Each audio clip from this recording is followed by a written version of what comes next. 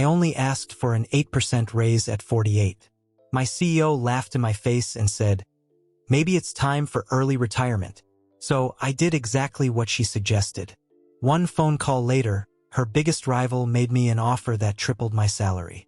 But I had no idea what was coming next. After years of building a company, I was told my experience was too expensive. So I decided to show the true cost of that decision. 8%. Nicole's laughter echoed off the glass walls of her corner office like bullets ricocheting in every direction. At your age, Ryan, we need young, hungry talent, not expensive, outdated employees clinging to old methods. She couldn't even finish the sentence without another laugh shaking her shoulders, while her Harvard MBA diploma shone on the wall behind her like a trophy of superiority. I stood there, frozen in that sterile corporate space, holding my portfolio with 16 years of achievements, watching this 37-year-old CEO with perfectly styled blonde hair dismiss everything I had built at that company. The leather folder in my hands contained documentation of every major project, every system I had architected, and every sleepless night I had sacrificed while she accumulated bonuses large enough to buy summer homes in Aspen. My name is Ryan Matthews. I am 48 years old, and I am the Director of Cloud Engineering at TechVault Solutions. Until that moment, I was the kind of guy who believed hard work was eventually recognized. The kind of guy who remained loyal to a single company for 16 years, while I watched 28-year-old engineers with half my experience and double the enthusiasm for buzzwords get promoted before me just because they understood TikTok better than legacy database architectures. My wife, Sarah, calls me stubborn. My kids think I'm from the Stone Age because I still prefer email to WhatsApp. But what Nicole didn't understand, what none of them understood, was that my so-called outdated approach kept their precious cloud infrastructure running perfectly for over a decade. While she was getting her MBA and learning about disruptive innovation, I was in server rooms at 3 a.m. ensuring her billion-dollar company didn't crash. The cloud migration project I designed saved the company $2.3 million a year, I said, my voice lower than I would have liked. The security framework that stopped 3 major hacking attempts just last year, including that ransomware attack that would have cost the company everything. I listed the threat detection algorithms that Nicole dismissed with a wave of her hand, still chuckling as she leaned back in her ergonomic chair, which probably cost more than my monthly mortgage payment. Her office was all glass and chrome, floor-to-ceiling windows overlooking the San Francisco Bay. Modern art that looked like someone had thrown paint at a canvas and called it genius. Everything designed to intimidate, to remind you who was in charge. Everyone is replaceable, Ryan. Even senior engineers with decades of experience. If you think you're worth more than we're paying, try your luck elsewhere. She stared at me with that rehearsed smile that never reached her eyes. The same smile she used in quarterly town hall meetings when talking about us all being one big family. Maybe it's time to seriously think about early retirement. Golf courses are nice this time of year. I felt something snap inside me. Not exactly my heart, but something deeper and more fundamental. The foundation of 16 years of believing that, in the end, experience would be worth more than ageism. That loyalty would be rewarded. That the company I helped build from a 50-person startup to a 2,000-employee corporation would remember who got them there. I understand, I said quietly, gathering my portfolio. The pages trembled between my fingers as I tried to maintain what dignity I had left. Through the glass walls, I could see my colleagues pretending not to look, their eyes glued to their monitors while they strained to hear every word of my humiliation. Look, Ryan. Nicole's voice shifted to that artificial tone of concerned managers learn in leadership seminars. You're good at what you do. I recognize that. But you are expensive. The board sees a senior engineer making $140,000. When we can hire 2 computer science grads for the same amount, they have energy, they understand modern frameworks. They don't need as much hand-holding. It's just business. Nothing personal. Nothing personal. As if 16 years of my life were just a business transaction. As if the nights I stayed until midnight debugging critical systems while she networked at wine tastings weren't personal. As if missing my daughter's soccer games and my son's debate tournaments to keep this company running wasn't personal. That was the moment I knew exactly what I was going to do.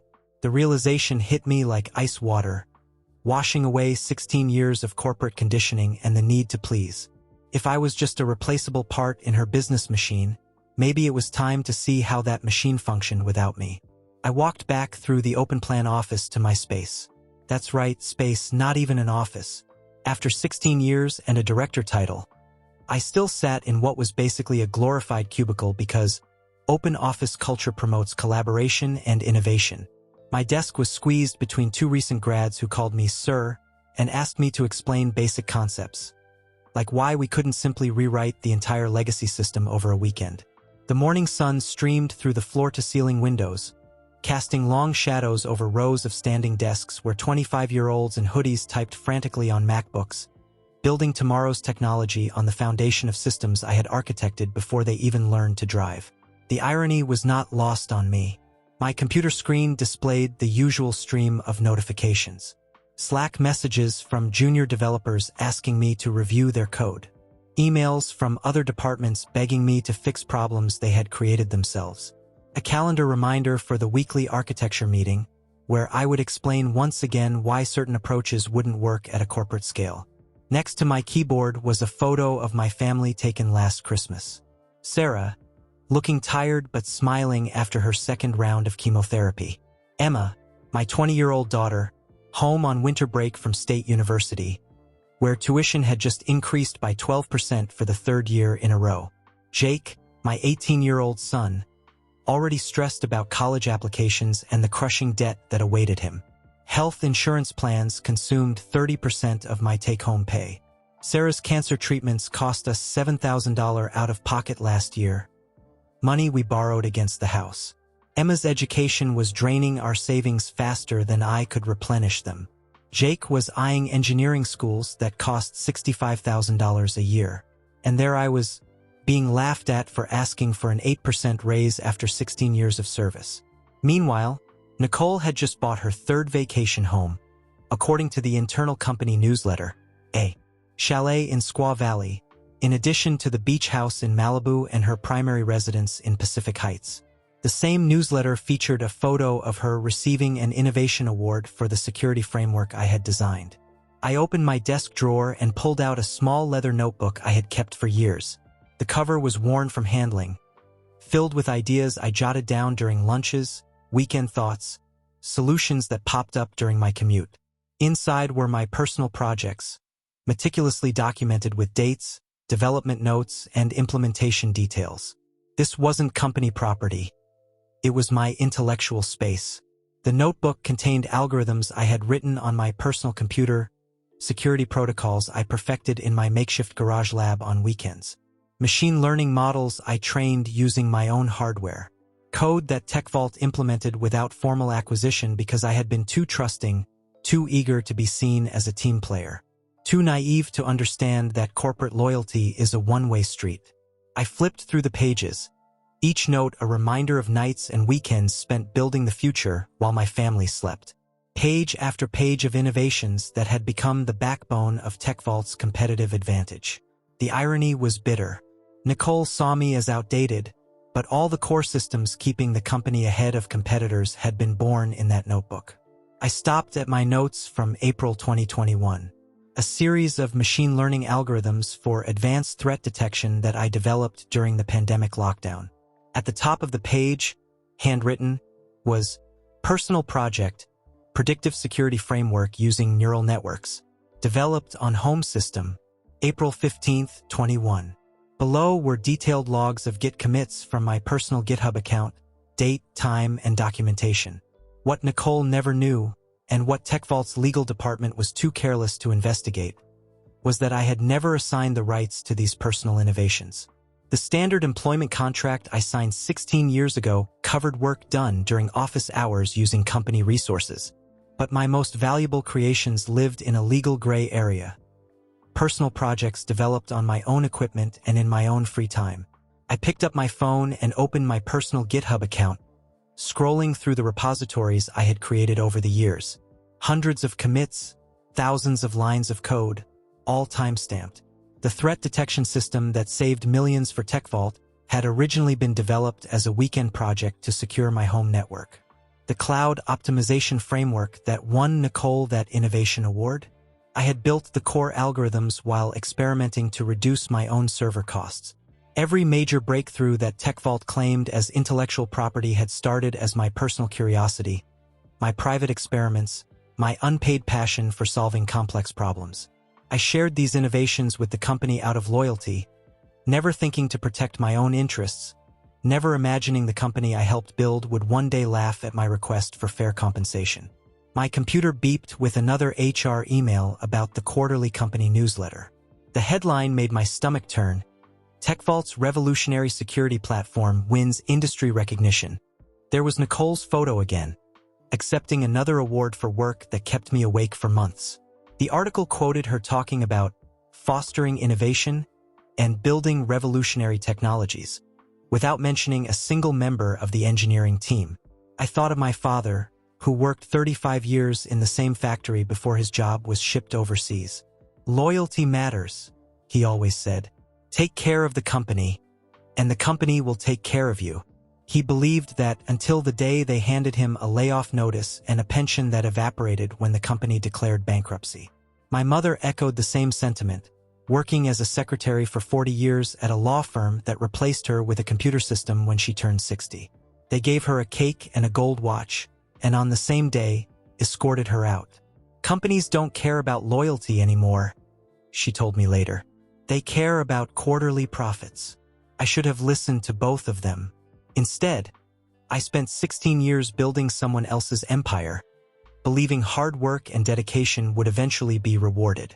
Nicole's laughter shattered that illusion like glass. I picked up my phone and scrolled to a contact I had saved but never used. Scott Rodriguez, VP of Engineering at TechFlow Solutions, TechVault's biggest competitor. We had connected on LinkedIn 2 years ago after he reached out following a tech conference where I presented a paper on cloud security. His messages had always been persistent but respectful, always professional. The last message on LinkedIn, sent just 4 months ago, was still unanswered. Ryan, I've been following TechVault's security innovations, and I recognize talent when I see it. The offer still stands whenever you're ready to have a real conversation. Here, we value experience, not just energy. We believe gray hairs mean wisdom, not obsolescence. At the time, I was flattered but indifferent. I was loyal to TechVault. I believed in the mission. I thought Nicole, despite her youth and corporate speak, understood my value to the organization. How naive did that seem now? My fingers hovered over the call button. 16 years of corporate conditioning screamed at me to stop, to be reasonable, not to burn bridges. What if this was just a bad day? What if Nicole reconsidered?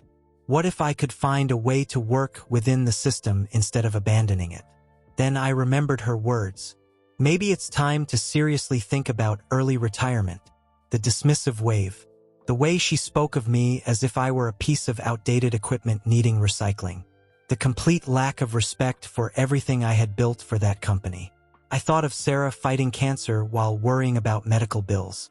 Of Emma working 20 hours a week at a coffee shop to help pay for books because her father couldn't give her a better life despite 16 years of loyal service. Jake, who was already starting to talk about community college instead of engineering school because he didn't want to burden us with debt. My family deserved more than a father who accepted being undervalued.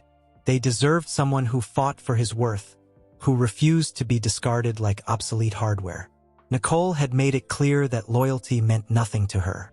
Maybe it was time to show her what disloyalty looked like. I pressed call. Scott Rodriguez speaking. The voice was warm, professional, without that artificial corporate enthusiasm I had gotten used to at TechVault. Real confidence, not the kind manufactured in MBA programs. This is Ryan Matthews from TechVault. I think it's time we had that conversation you mentioned.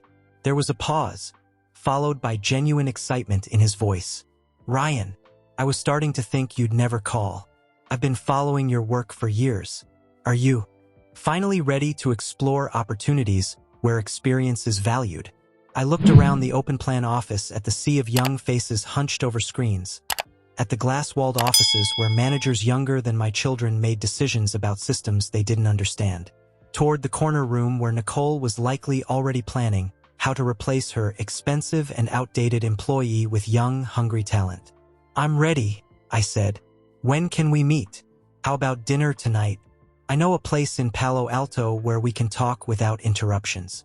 Say, 7 p.m. I checked my schedule. Sarah had her support group meeting that night. The kids would be at their extracurricular activities. Perfect time to start planning my future without TechVault's interference. "I'll be there," I replied. As I hung up, I felt something I hadn't experienced in years. Not exactly excitement, but purpose.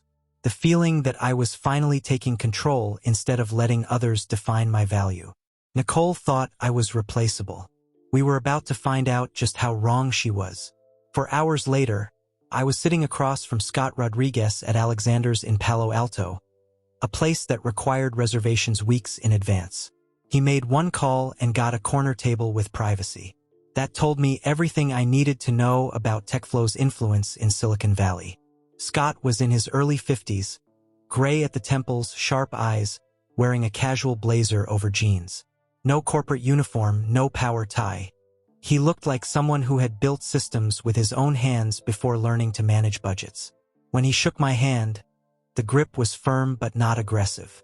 The handshake of someone who didn't need to prove anything. "I've been following your work for years, Ryan," Scott said, watching me over his glass of whiskey. "Or rather, I've been following the sudden jumps in TechVault's security capabilities that mysteriously coincided with your project deadlines on LinkedIn. That threat detection system for the Meridian Bank contract? My team tried to reverse engineer the approach for 6 months and couldn't crack it. I felt a knot in my stomach mixed with pride. Someone had actually noticed. Someone understood the technical complexity of what I had built. How did you know that was mine?" Scott smiled and took a sip of his drink. "Because Nicole Walsh doesn't have the technical background to understand even the basics of algorithms, let alone architect them. I've seen her speak at conferences. She's great at buzzwords, terrible at content. And because innovation doesn't happen by accident. Someone with deep knowledge needed to build those systems." He leaned forward, lowering his voice. "Besides, I have contacts all over the industry. People talk. Your reputation among real engineers is pure gold, even if management doesn't seem to recognize it. Half the security professionals in Silicon Valley know your work, even without ever having met you." I took a sip of my beer, organizing my thoughts. The restaurant buzzed with conversations about IPOs and venture capital, the soundtrack of an industry that idolized youth and disruption. Here I was, a 48-year-old engineer in a world that thought innovation ended at 35. "What exactly are you offering?" I asked. "Senior Director of Engineering position with oversight of our entire cloud security division. Base salary of $350,000. Full stock package vesting over 4 years, and a team of 8 senior engineers. Emphasis on senior. The average age of the team is 45. We believe experience generates better code than enthusiasm." My breath hitched. $350,000 was 2.5 times my current salary. Enough to pay for Sarah's treatments without touching our retirement. Enough to send both kids to engineering schools without drowning in debt. Enough to finally stop choosing between financial security and family needs. But more importantly, Scott continued, recognition. Your name on patents, your photo in industry publications, credit for the innovations you create. We have no interest in managers taking credit for engineering work. He paused, watching my expression. And if you bring your personal innovations, theoretical systems developed on your own time and with your own resources, we have a proper IP acquisition process with fair market compensation for proven technologies. Something sparked in Scott's eyes. Understanding. He had done his homework. He knew the legal gray areas that larger companies often ignored. TechFlow wasn't just offering me a job. They were offering to properly value the intellectual property that TechVault had always taken for granted. I pulled out my leather notebook and placed it on the table between us. I have Git commits and development documentation proving these systems were personal projects. TechVault implemented them but never formally acquired the rights. Scott's eyes widened as he flipped through the pages of algorithms, each note dated and documented. Years of weekend work, passion projects that became the foundation of TechVault's competitive advantage. This is extensive. How much of TechVault's security infrastructure relies on your personal work? About 60%, I replied quietly. The core threat detection algorithms, the cloud optimization frameworks, the automated response systems, all developed in my home lab before the company implemented them. Scott closed the notebook and met my gaze. That is quite a failure on their legal team's part. Nicole doesn't value senior roles, I said, echoing the CEO's dismissive attitude. Not even legal. Apparently, she's too focused on hiring young talent to worry about protecting existing assets. We spent the next 2 hours discussing technical details, team structures, project timelines. Scott understood the complexity of enterprise-scale systems in a way Nicole never did. He asked intelligent questions about scalability, security compromises, and implementation challenges. For the first time in years, I felt like I was talking to someone who respected both my experience and my potential. By the time dessert arrived, we had outlined a transition plan that would bring my personal innovations to TechFlow, staying strictly within legal boundaries. Everything documented, everything transparent. Everything Nicole should have done years ago if she had valued long-term relationships over short-term savings. 2 weeks later, I placed my resignation letter on Nicole's desk. The irony was not lost on me. Printed on company letterhead, sent through official channels, following all the protocols she claimed to value. Professional to the end, even as I prepared to dismantle everything she thought she owned. She barely looked up from her MacBook.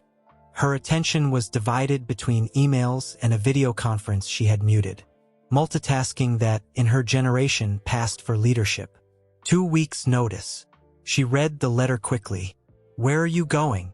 I thought about lying, making up some story about consulting or early retirement, but the truth would have more impact, and I was tired of protecting her feelings. TechFlow Solutions. That got her attention. Her head snapped up from the screen, eyes narrowing with the first genuine emotion I'd seen since that morning's humiliation. Our biggest competitor. That is unfortunate timing. We are in final negotiations with Meridian Bank to expand our security contract. I know, I replied simply. I built the threat detection model that won us that contract. Nicole's expression shifted from surprise to something resembling concern, maybe even fear. For the first time, I saw her calculate what my departure might actually cost the company. We need to discuss retention options immediately. Maybe that raise you mentioned. How about 15%? Plus a promotion to VP level. The offer was everything I had wanted that morning. More than I had dared to ask for. If she had shown this flexibility 8 hours earlier, none of this would be happening. But some doors, once closed, cannot be reopened with just money. TechFlow's offer is $350,000 plus equity, I said. But more importantly, they value experience over ageism. She laughed, but now the sound was hollow. Nothing like the confident contempt from her office earlier. They're paying at least 100% more than they should. You'll be disappointed when they realize a 48-year-old engineer can't keep up with their development pace. I smiled, feeling that new, strange confidence that came from finally knowing my own worth. We'll see who gets disappointed. My last 2 weeks at TechVault were surreal. Suddenly, people who had barely acknowledged me for years wanted to take me to lunch, pick my brain about projects, understand systems they had always ignored. Middle management rushed to document processes they never bothered to learn, realizing too late that institutional knowledge was walking out the door along with the person who created it. I completed all transition documents with professional rigor.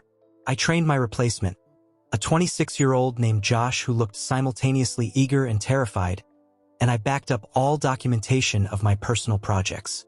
I also made careful copies of every email where I had shared innovations with the company, creating a trail of evidence of TechVault's failure to formally acquire what it used freely.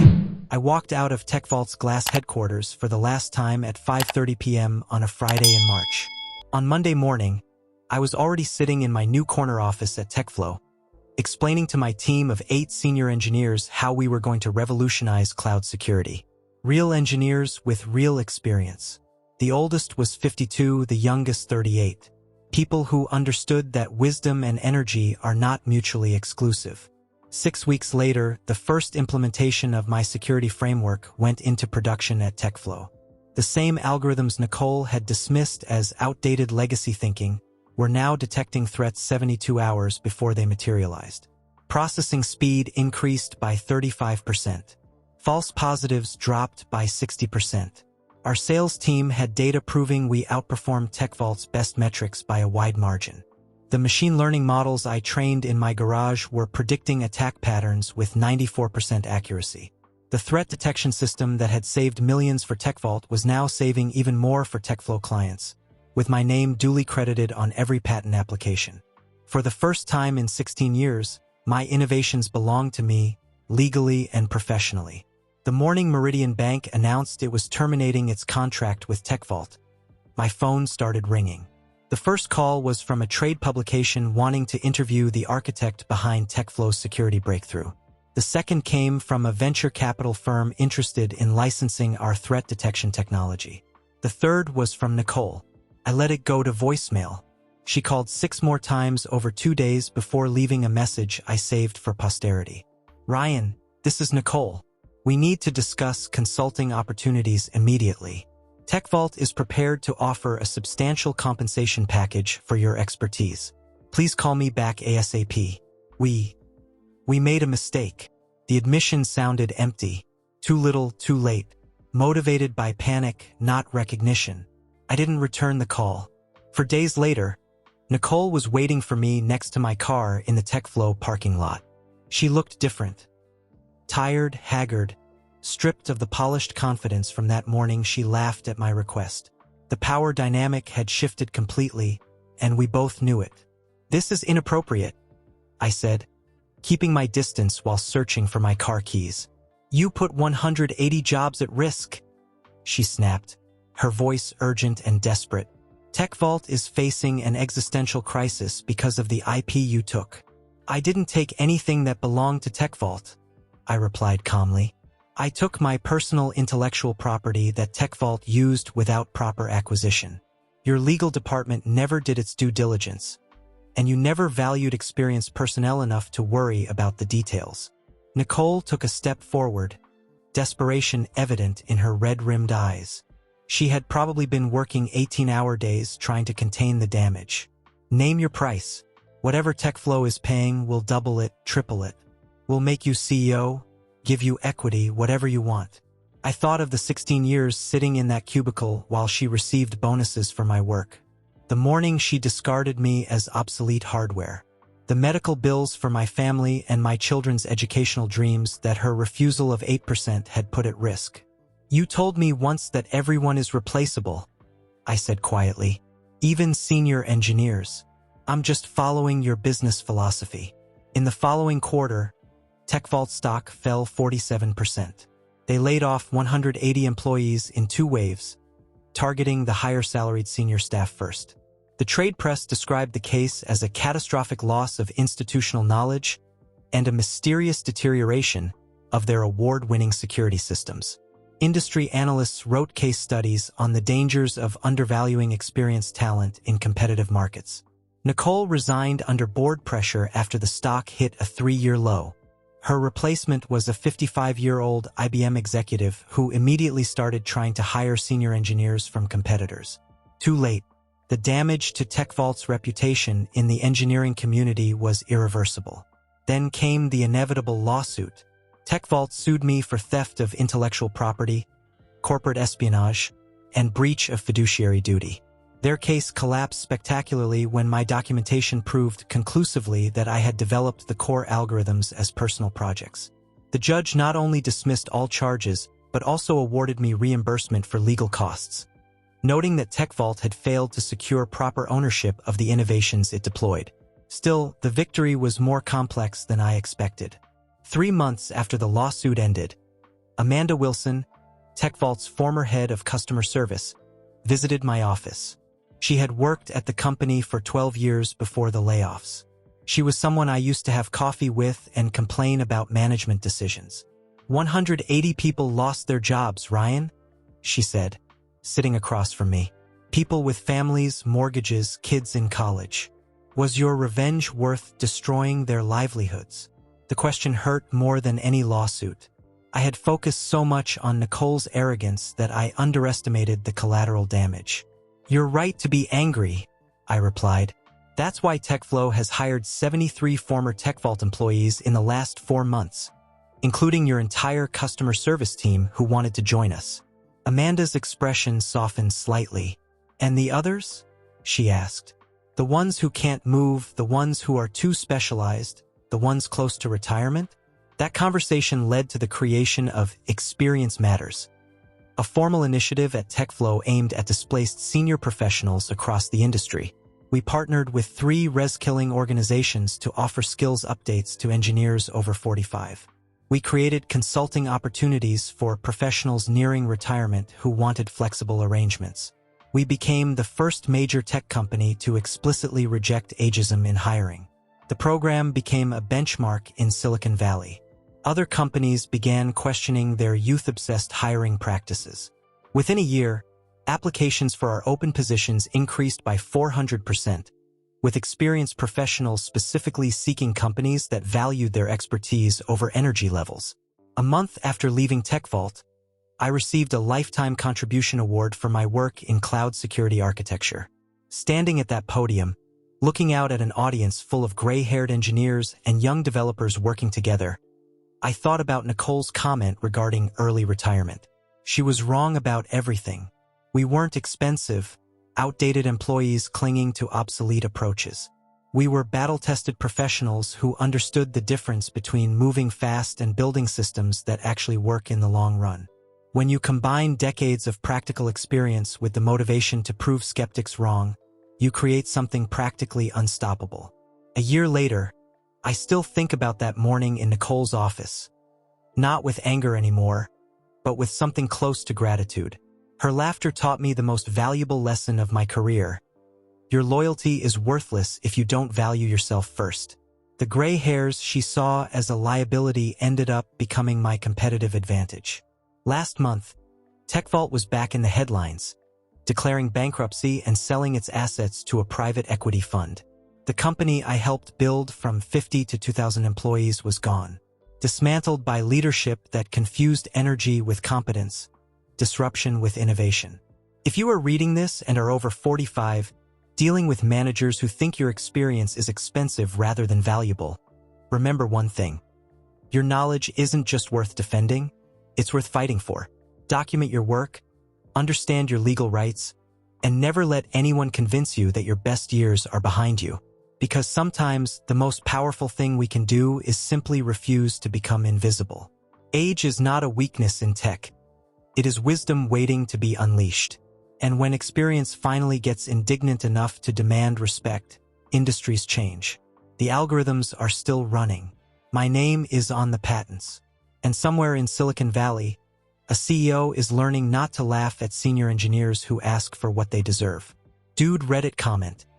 Funny how experience is expensive.